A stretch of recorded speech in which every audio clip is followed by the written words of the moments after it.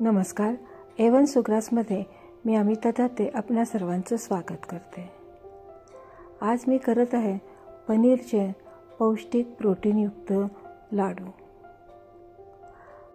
Vegetarian लोकांना protein हे खूप कमी मिळत असतं, त्यामुळं काही ना काहीतरी म्हणून पनीर हे डॉक्टर खायला सांगतात.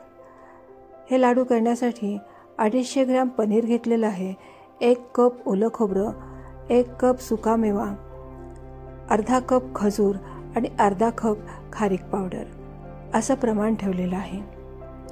हे अगदी प्रमाण योग्य आहे. पहिल्यांदा पनीर किसून घेतलेलं आहे. एका बाउलमध्ये हे पनीर, खारीक पावडर,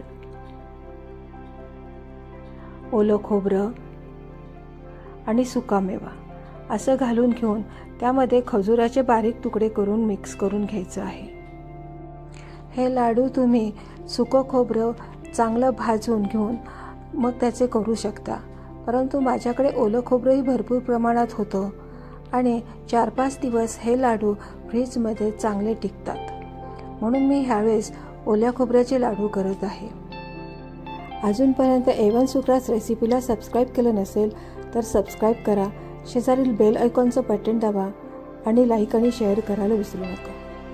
असे हे लाडू आपले तयार झालेले आहेत. हे लाडू कसे झालेत हे मात्र मला कॉमेंट्समध्ये जरूर कळवा. अशीच छानशी रेसिपी घेऊन पुन्हा भेटूयात. तोपर्यंत अमिता दत्तेचा बाय.